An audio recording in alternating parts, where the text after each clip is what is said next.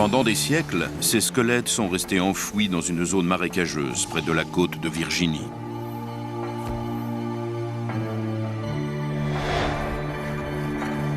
Certains corps gisaient pêle-mêle, manifestement enterrés à la hâte.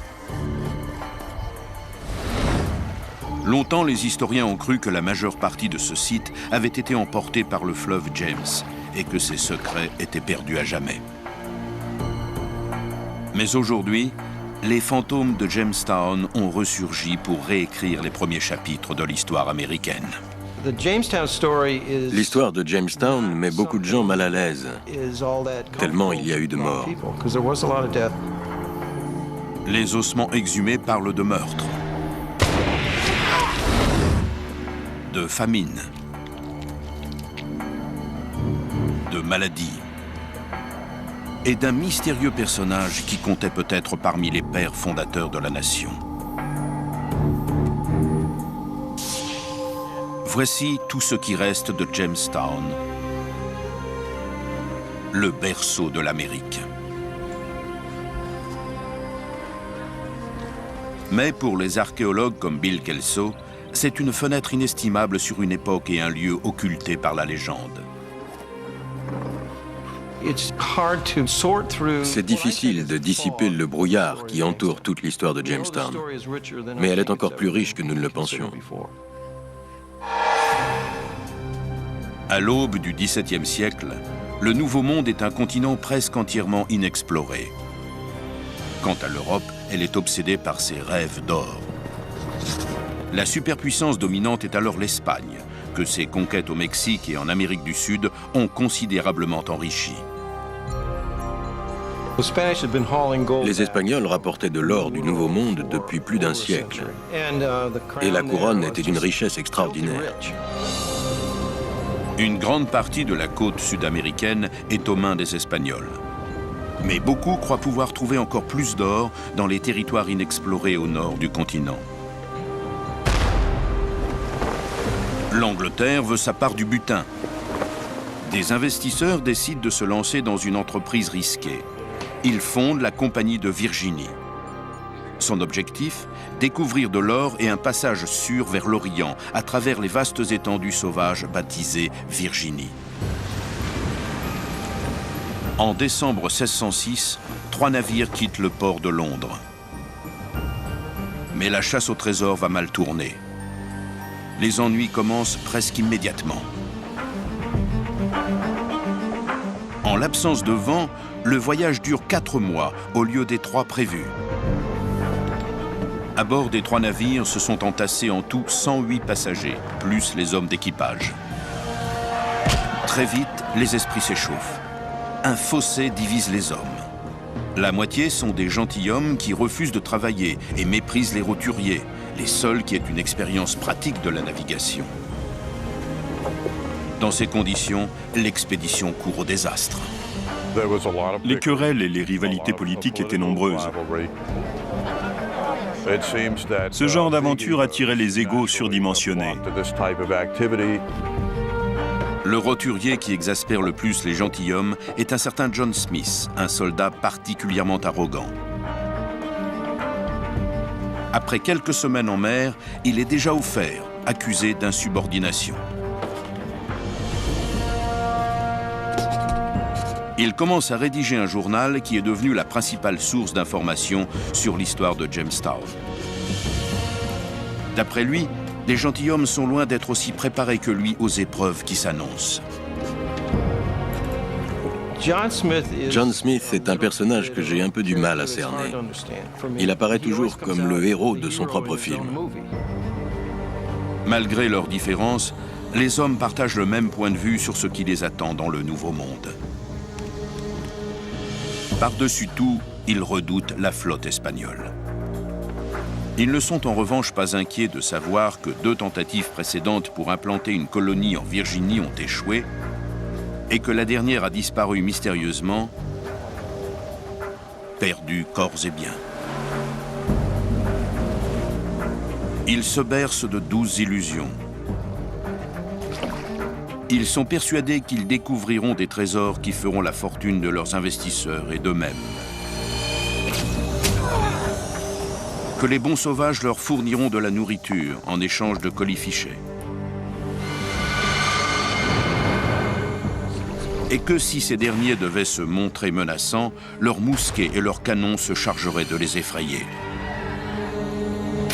Les Anglais ont une entière confiance dans la supériorité de leur technologie et de leur culture. Mais tout ce qu'ils ignorent leur sera fatal. L'Espagne n'est pas la seule puissance établie dans la région. Au moins 13 000 Indiens vivent aux abords du lieu où ils comptent débarquer. La plupart sont unis sous le commandement d'un seul homme, le grand chef Powhatan. Or, un chaman a fait à celui-ci une prophétie inquiétante. Une nation va naître dans la baie de Chesapeake et renverser son empire. Pour contrer cette prédiction, il a déjà fait massacrer une tribu rivale. Et voilà qu'un groupe d'hommes blancs s'apprête à envahir son royaume. Pour les Anglais qui se rapprochent des côtes de Virginie, le cauchemar va bientôt commencer. Aujourd'hui, Jamestown compte parmi les sites archéologiques les plus riches des États-Unis. Depuis 1893, il est protégé et administré par l'APVA, l'Association pour la préservation des antiquités de Virginie. Près d'1 million d'objets ont été mis au jour ici au cours des 12 dernières années. Pour Beverly Straub, la conservatrice du site, ces vestiges révèlent ce qui s'est véritablement passé à Jamestown. Il faut considérer nos découvertes presque comme un livre secret qui serait resté caché pendant près de 4 siècles. Notre petite colonie est revenue à la vie grâce à ces objets.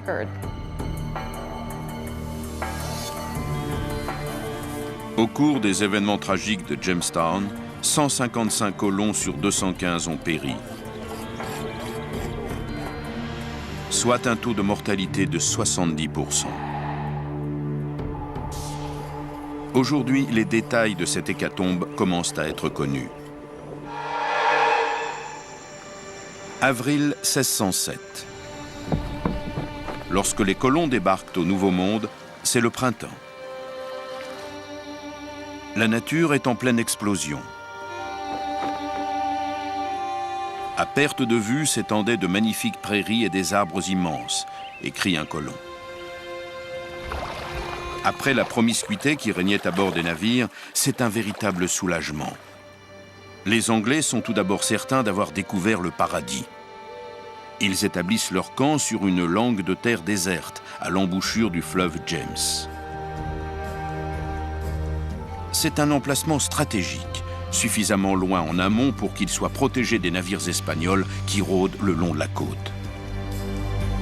Mais leur crainte des Espagnols les rend aveugles à la présence d'un ennemi qui les encercle de toutes parts.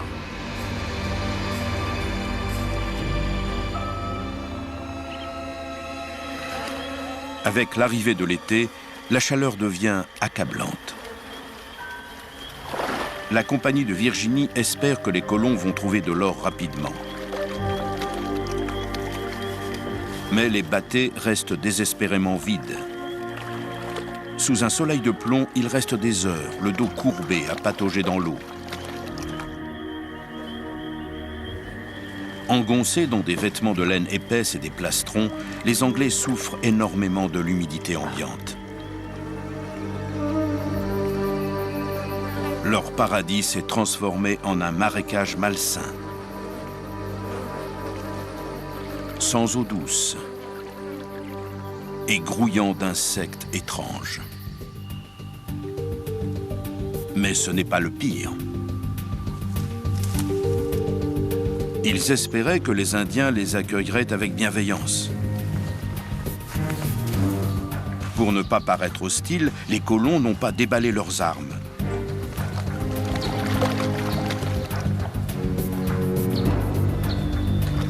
Ils comptaient sur les indigènes pour leur fournir de la nourriture. Ils sont loin de se douter de ce qui les attend.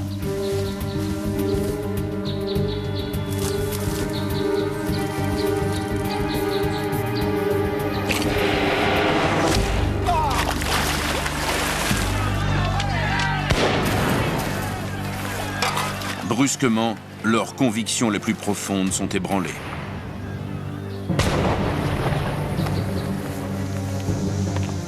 Jusque-là, les colons étaient fiers de leur armement de pointe. Leurs plastrons en fer ne pèsent que 11 kilos et sont bien plus légers qu'une armure complète. Leurs casques sont dotés d'un bord et d'une crête saillante pour atténuer les coups. Leurs épées possèdent une garde qui protège la main.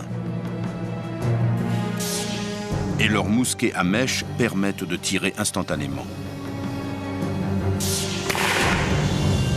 Ils sont donc parfaitement équipés pour affronter l'ennemi connu, les Espagnols. Mais les Indiens ne ressemblent à rien de ce qu'ils connaissent. Ils se peignent le corps pour effrayer l'adversaire.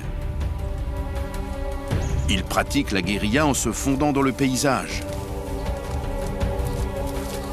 Et leurs arcs et leurs flèches sont légers, maniables et extrêmement précis. Entre les mains d'un bon archer, une flèche a une portée mortelle de presque 40 mètres. Et un Indien peut décocher jusqu'à 10 flèches dans les 30 secondes nécessaires pour recharger un mousquet. Dans le Nouveau Monde, les Indiens sont indiscutablement supérieurs. Au cours du premier mois à Jamestown, plusieurs colons anglais sont tués par des flèches. Et ce n'est là qu'un début. Du jour au lendemain, le paradis prend un aspect sinistre.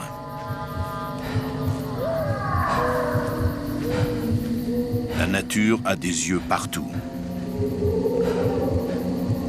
Chaque arbre peut dissimuler un danger. L'air est lourd de menaces. Et le moindre pas à l'écart du camp peut être le dernier.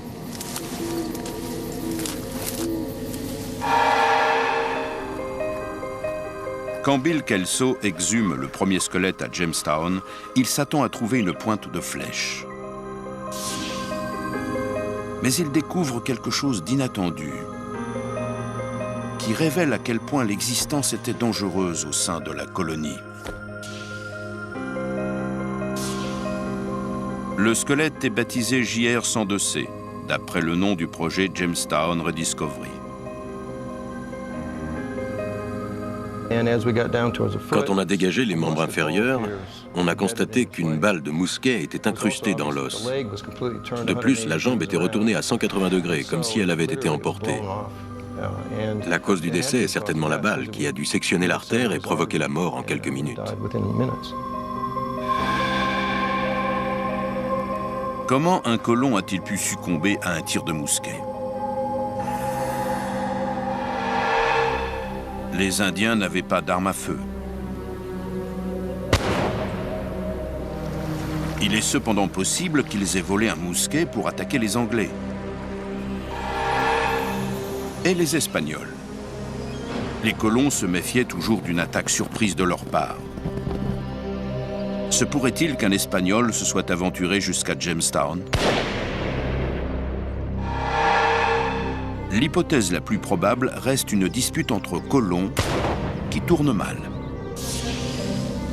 À moins que JR ne se soit lui-même tiré dessus.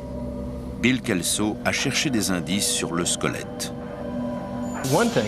Il y a un autre détail surprenant en dehors de cette balle de mousquet. C'est la présence de 21 petits impacts sur une douzaine de centimètres. Ça nous donne pas mal d'informations. Les tests balistiques démontrent que pour obtenir le même schéma d'impact, le mousquet devait se trouver à 4,50 m de JR. Il est par conséquent impossible que l'homme se soit tiré dessus. C'est donc qu'on a tiré sur JR. Voici ce qui a pu se produire. Une nuit de pleine lune. Deux hommes qui patrouillent dans les bois. L'un d'eux se perd.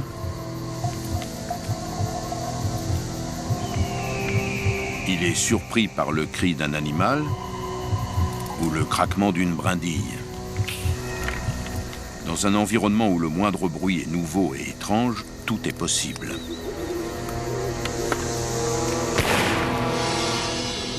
Oui, les choses ont pu se passer ainsi. Mais le squelette suggère un autre scénario qui montre à quel point la situation de la colonie est devenue critique.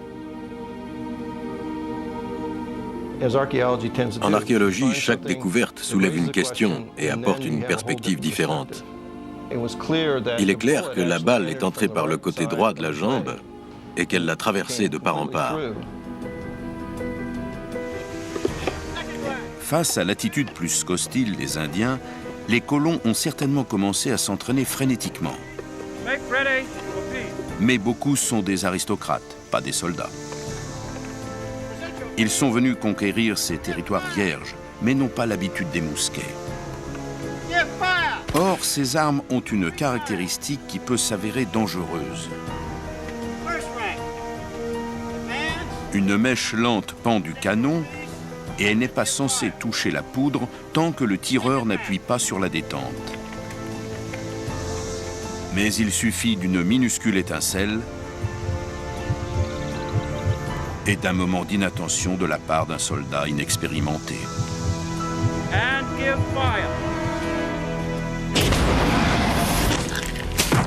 La balle en plomb pénètre sur le côté du genou droit de JR et brise l'os. De petits fragments s'éparpillent sur une douzaine de centimètres, tandis que la balle vient se loger à l'intérieur du genou. Il est fort probable qu'elle sectionne l'artère au passage, provoquant une hémorragie qui tue JR en quelques minutes. Cette hypothèse met en lumière un autre danger. Le fait de porter une poire à poudre transformait tous ces hommes en véritables bombes ambulantes. Quant aux mousquets, ils étaient peu fiables. La mèche était toujours allumée. Pour moi, ce squelette est le symbole des risques qu'on courait à Jamestown.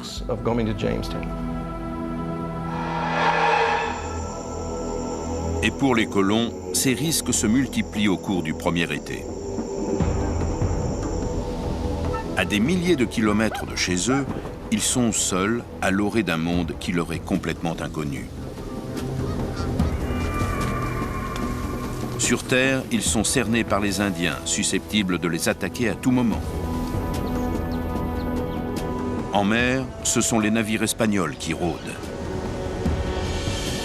Seulement 3 semaines après leur arrivée, leur existence est déjà menacée. Ils doivent absolument se protéger en construisant un fort solide aussi rapidement que possible. Bill Kelso et son équipe d'archéologues fouillent le site depuis 10 ans. Leurs découvertes font revivre une période terrible de l'histoire. Là oui, là non. La différence de couleur dans le sol trahit la présence de bois pourri. Voilà l'emplacement des pieux d'origine, qui mesuraient entre 3 mètres et 4 mètres 50. C'est là que se dressaient les pieux des toutes premières palissades dressées par les colons. Ces hommes ont accompli un travail presque surhumain. Ils ont construit le fort en seulement 19 jours. J'ai calculé qu'ils ont dû couper plus de 600 arbres, qu'ils ont dû traîner jusqu'ici, avant de creuser une tranchée de plus de 300 mètres de long pour y enfoncer les pieux. 4 siècles plus tard, l'empreinte de la palissade est toujours visible dans la terre, dessinant l'enceinte du fort James. Elle s'étend sur un demi-hectare le long de la rive du fleuve et forme un triangle renforcé aux angles par de solides remparts. Solide et imprenable, la palissade faisait le double de la taille d'un homme. Elle avait pour objectif d'intimider les Indiens et de leur faire comprendre que les Anglais n'avaient pas l'intention de partir. La structure a été conçue autour des canons, de façon à offrir une ligne de visée la plus dégagée possible. Sur chaque rempart, on a installé 4 à 5 pièces d'artillerie. Certaines font face à la mer pour parer à une attaque des Espagnols. D'autres sont tournés vers la forêt. Les canons sont l'arme absolue des Anglais. Le fracas et l'éclair de la détonation terrorisent les Indiens. La conception du fort James est simple, mais elle illustre la meilleure stratégie possible en ces circonstances difficiles. À l'intérieur de leur nouveau refuge, Les colons ont dû se sentir à l'abri, au moins dans un premier temps. Mais le coût de ces efforts héroïques a été terriblement élevé. Conséquence de cette fièvre bâtisseuse, de plus en plus de colons meurent. Ces hommes étaient épuisés. Ils portaient des vêtements foncés et trop épais, plus un plastron, dans une atmosphère d'une humidité insupportable. Ils ne tenaient plus debout, ils étaient mourants. Sur tout juste 100 hommes, il en reste bientôt moins d'une cinquantaine. Une cinquantaine d'Anglais encerclés par 13 000 Indiens. Le sort de la colonie de Jamestown ne tient qu'à un fil. Et le coup fatal pourrait bien venir d'une source que personne ne soupçonne.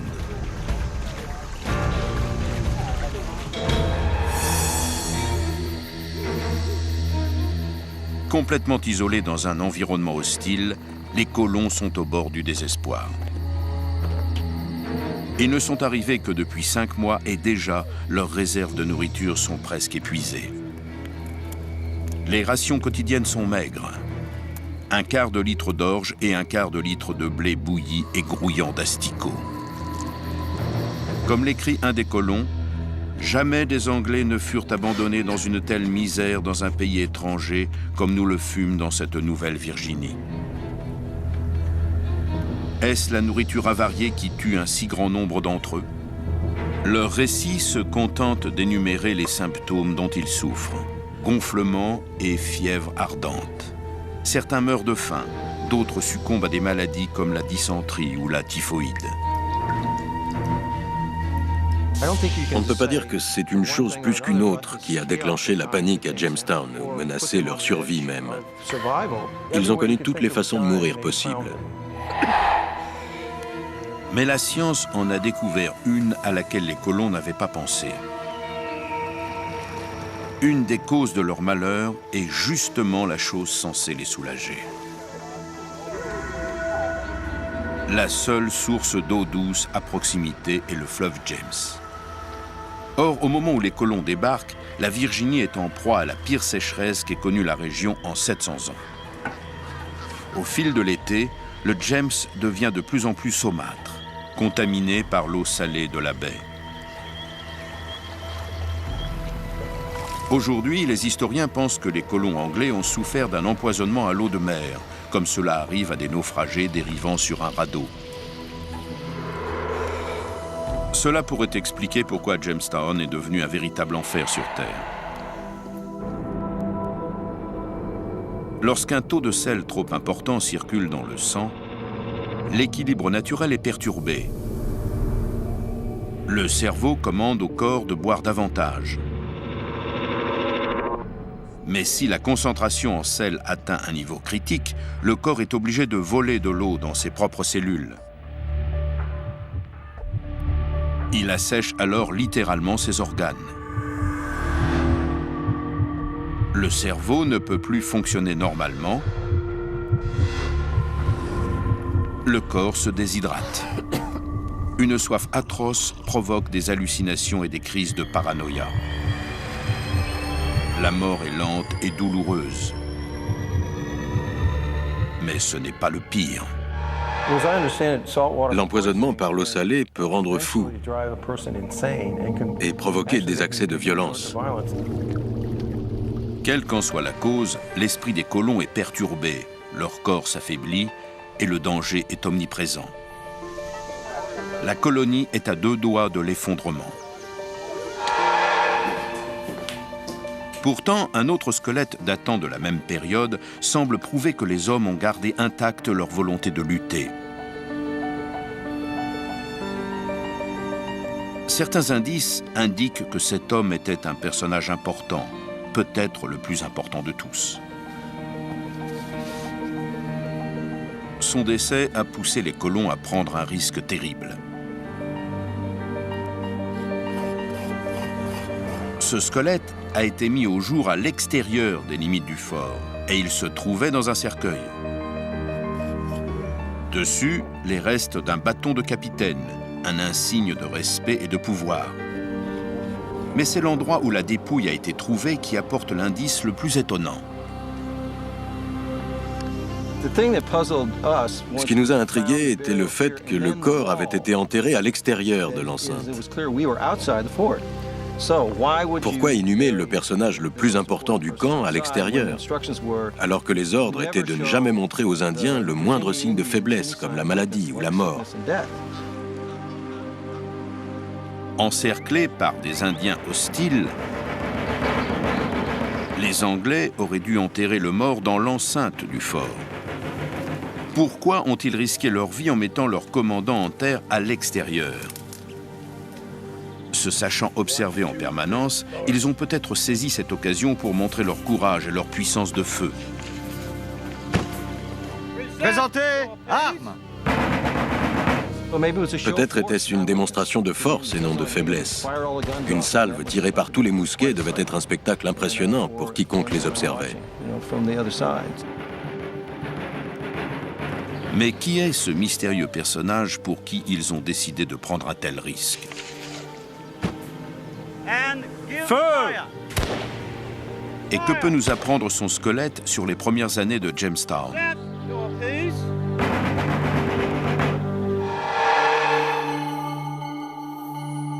L'excellent état de conservation du squelette va peut-être permettre à la science de résoudre le mystère. Doug Owsley est anthropologue légal à la Smithsonian Institution. Pour la plupart des gens, un crâne, c'est un crâne. Mais on peut y lire un tas de choses. Cet homme a été oublié par l'histoire américaine et pourtant il a joué un rôle crucial. Pour Doug Owsley, étudier un squelette vieux de 400 ans n'est pas foncièrement différent de son travail habituel. Quand on commence à examiner un squelette, on peut déterminer d'abord son âge et son sexe, et des informations sur ses ancêtres. Ainsi, on peut voir que les arcades sourcilières sont très proéminentes et qu'il y a une déclivité sur le front. C'était un homme. D'après la taille des os longs, on estime qu'il mesurait à peu près 1,60 m. Et d'après le développement des zones d'attache sur les os, on peut en conclure que les muscles n'étaient pas très définis, ce qui indique que l'homme était probablement un gentilhomme. L'examen de la voûte crânienne, le degré d'usure des dents, les modifications de la colonne dues à des problèmes d'arthrite, tout cela suggère qu'il avait une trentaine d'années. Un gentilhomme européen âgé d'une trentaine d'années, de petite taille, enterré avec un bâton de capitaine. Ses dents révèlent un autre indice. Une série de minuscules entailles dans les mailles. Les quelques individus chez qui j'ai retrouvé ces marques sont souvent associés à la marine. On sait que très souvent, les marins reprisaient les voiles et tenaient les aiguilles entre leurs dents, ce qui provoque ce genre d'ébréchures. Un marin et un capitaine. S'agirait-il de John Smith? C'est impossible. John Smith a été enterré en Angleterre, des années après la fondation de Jamestown. Alors, qui est ce chef mystérieux? Et comment la colonie a-t-elle continué après sa mort? C'est un autre homme qui va prendre les rênes. Un homme dont les actions décideront de l'avenir du fort. La nouvelle colonie est toujours dans une situation critique. Assiégée par les Indiens, les survivants sont en train de mourir de faim.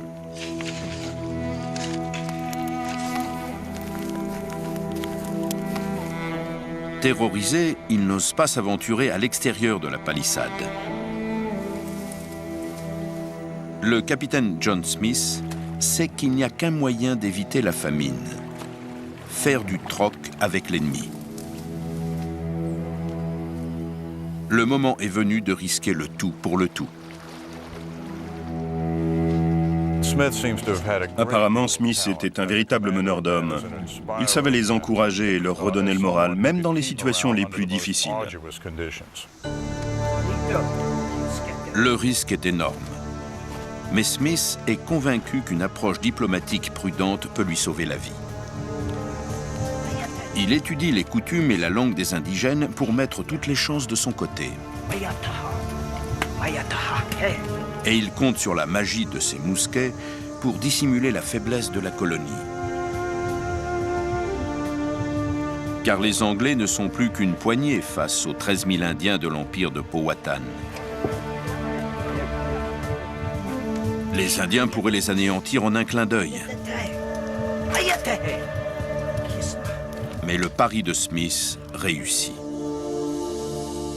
Les Indiens sont fascinés par les perles aux reflets chatoyants que leur montrent les Anglais. Même le grand chef Powhatan se laisse séduire. C'est sans doute à l'occasion d'une de ces rencontres que Smith fait la connaissance de la fille du chef, Pocahontas. Le capitaine écrira plus tard qu'elle lui a sauvé la vie, et la légende veut que l'Anglais et la jeune fille soient tombés amoureux. Mais pour de nombreux historiens, John Smith a exagéré les faits. En outre, Pocahontas était une fillette d'une dizaine d'années, beaucoup trop jeune par rapport à lui. La jeune indienne, cependant, aide la colonie. Les Anglais l'intriguent et pour eux, elle est prête à user de son influence sur son père. Smith réussit à acheter de la nourriture en quantité suffisante pour maintenir la colonie en vie, pour un certain temps. Mais à Jamestown, la nourriture n'est pas le seul problème. Les gentilshommes refusent toujours de travailler. Et la crainte d'une attaque des Espagnols reste vive. Un des colons est accusé d'espionnage. Sa culpabilité n'a jamais été prouvée, mais cet épisode est révélateur de la paranoïa qui régnait parmi les colons.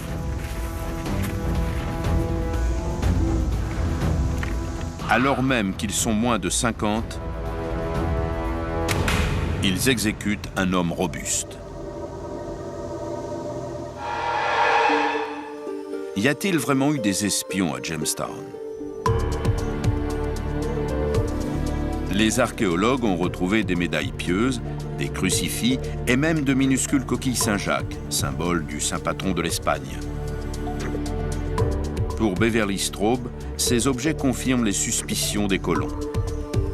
Nous savons qu'il y avait des espions parce qu'on a retrouvé des lettres écrites de Jamestown contenant des renseignements sur la colonie. Les Espagnols ont toujours souhaité anéantir Jamestown. Mais pour une raison qu'on ignore, le roi n'a jamais donné son feu vert. Il est cependant possible que les Espagnols aient eu recours à des moyens détournés pour décimer la colonie. Certains voient dans la mystérieuse maladie qui a tué de nombreux colons le résultat d'un acte de malveillance.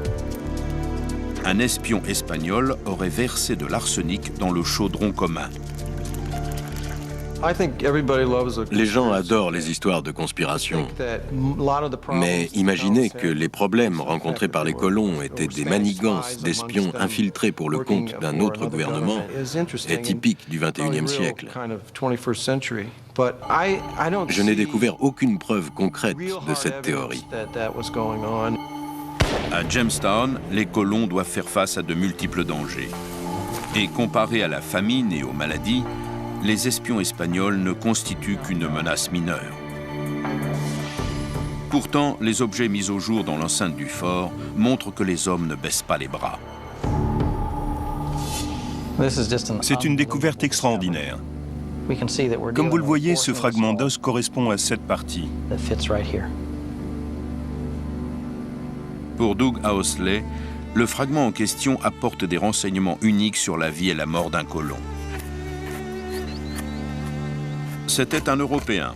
On le sait parce qu'on a retrouvé des traces de plomb dans le fragment d'os et qu'à l'époque, en Europe, on buvait dans des récipients en céramique glaçurés au plomb. Il avait au minimum 30 ans et au maximum 44, comme le montre l'étude de ses sutures crâniennes. et il est mort des suites d'un coup violent.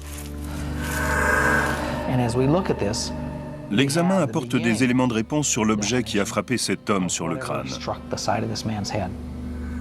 Une chose est certaine, ce n'était pas une arme tranchante, mais plutôt une sorte de hache en pierre.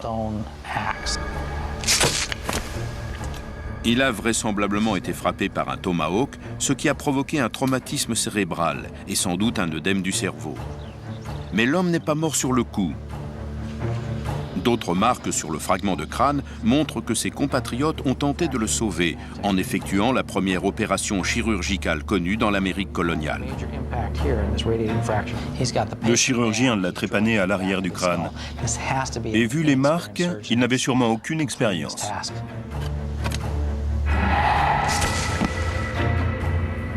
Procédure très ancienne, la trépanation consiste à percer un trou dans la boîte crânienne. Cet instrument appelé tréfine creuse l'os. Le cerveau n'est qu'à quelques millimètres de la paroi osseuse. L'opération permet de creuser un trou circulaire, ce qui a pour effet de diminuer la pression sur le cerveau. Mais ce chirurgien a trépané son patient à 3 reprises. Au XVIIe siècle, par bien des aspects, la médecine était plus terrifiante que la maladie elle-même. Ici, par 3 fois, le chirurgien a tenté de creuser la boîte crânienne. Là, il s'est arrêté. C'était inutile de continuer, très certainement parce que le patient était mort. Le chirurgien a ensuite effectué une autre première dans l'histoire des colons anglais, une autopsie. Seule une scie a en effet pu produire des arêtes aussi nettes. Certes, le colon n'a pas survécu. Mais les efforts du chirurgien pour comprendre les causes de sa mort montrent combien chaque existence comptait pour la survie du groupe.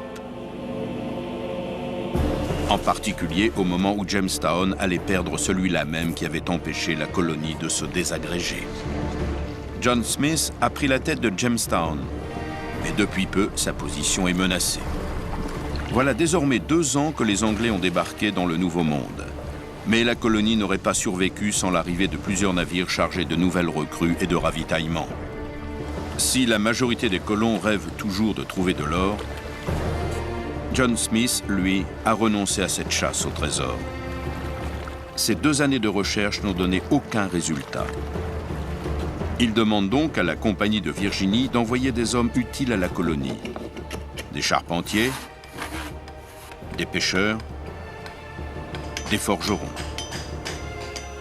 Mais à cause de son franc-parler, il s'est fait des ennemis puissants. Le conflit finit par se résoudre de lui-même, suite à un incident qui, aujourd'hui encore, reste enveloppé de mystère. Au cours d'une de ses nombreuses expéditions dans la région, Smith s'allonge pour faire une sieste. Une étincelle ou une braise met le feu à sa poire à poudre. L'explosion manque de lui arracher une jambe. Était-ce un accident ou a-t-on tenté d'assassiner le capitaine John Smith? Il est probable que quelqu'un a mis le feu à sa poire à poudre. On raconte aussi qu'on a tenté de l'abattre à son retour au camp. Il était l'objet de jalousie féroce. Il réussissait là où tous les autres échouaient. C'était un homme surveillé. À l'automne 1609, John Smith rentre en Angleterre. Sa blessure lui a sans doute sauvé la vie. Autre chose qui me convainc de son importance au sein de la colonie, 1 mois ou 2 après son départ, Jamestown s'est retrouvé dans une situation très critique. C'est juste avant ce qu'on a appelé la Grande Famine. De toutes les épreuves auxquelles les colons ont été confrontés, la Grande Famine qui les frappe au cours de la 3e année est celle qui fait le plus de victimes. Et la colonie est privée de ses 2 principaux chefs, le mystérieux capitaine enterré en grande pompe et le capitaine John Smith. Pourtant, l'histoire a prouvé qu'elle avait encore une fois tenu bon. À partir de ce minuscule avant-poste isolé, la langue anglaise finira par s'imposer sur le continent nord-américain et une nation nouvelle naîtra bientôt. Comment les colons ont-ils réussi cet exploit? Quel est le secret de la survie de Jamestown? Nous sommes à l'hiver 1610.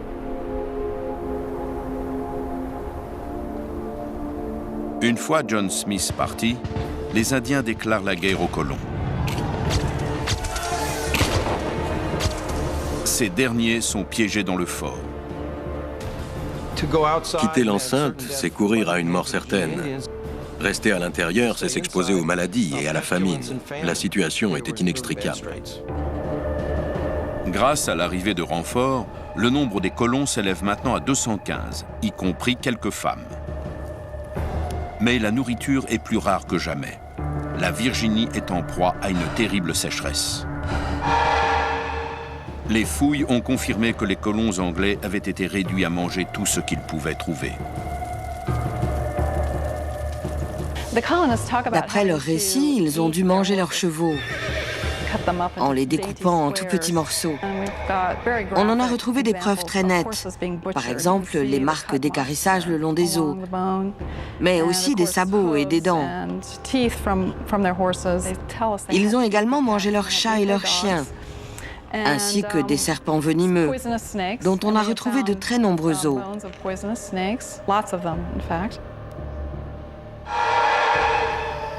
La famine est telle que certains récits parlent d'actes de cannibalisme.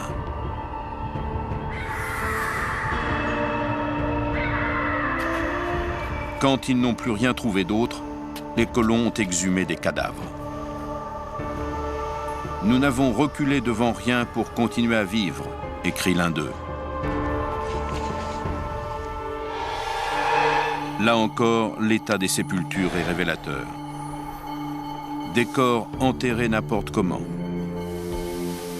parfois à deux dans une tombe, mains croisées, jambes attachées, certains inhumés en toute hâte à même la terre. En tout, les archéologues ont exhumé les restes de 72 personnes dans des fosses anonymes. Alors même que les colons meurent littéralement de faim, une nouvelle plaie s'abat sur le fort.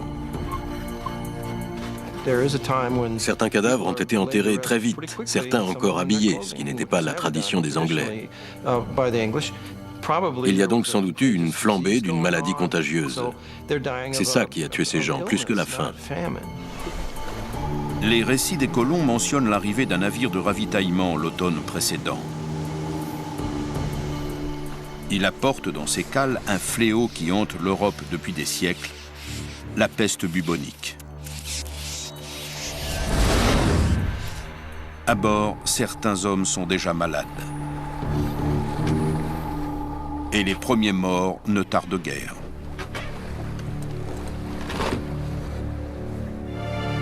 Quand le bateau arrive en mai 1610, il ne reste dans la colonie que 60 survivants. Mais une fois de plus, les nouvelles recrues vont regonfler les rangs des colons. Et après 3 années de cauchemar, le pire est passé. Dès lors, la colonie de Jamestown va croître et s'étendre. Les hommes qui ont traversé l'océan en quête de richesse ont finalement trouvé quelque chose de plus précieux, un avant-poste permanent dans un nouveau monde. Ce rêve qui a commencé avec un homme, le mystérieux capitaine qui a conduit les premiers colons à Jamestown, va changer le cours de l'histoire. Et aujourd'hui, on a peut-être levé le voile sur l'identité de cet homme. Les archéologues n'en ont que des preuves indirectes, mais néanmoins troublantes. L'homme est décédé au cours des premiers mois de la colonie. Il avait une trentaine d'années. Son squelette était celui d'un gentilhomme, ses dents celles d'un marin. Il a été inhumé avec tous les honneurs et sa tombe contenait un bâton de capitaine.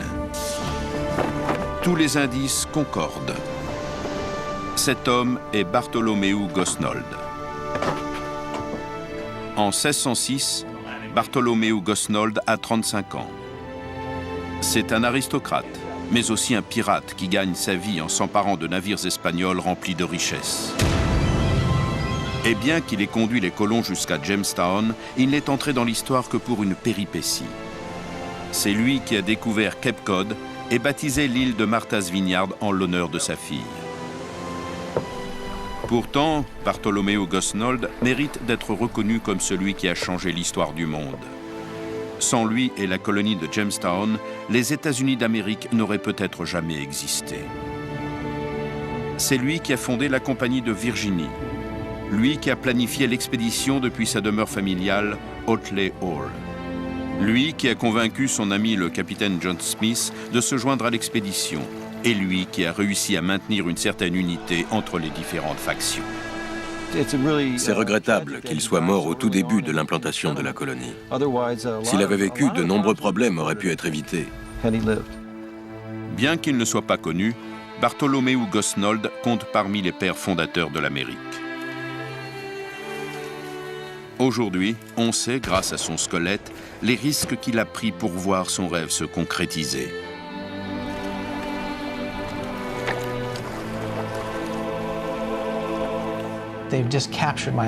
Ces ossements ont enflammé mon imagination.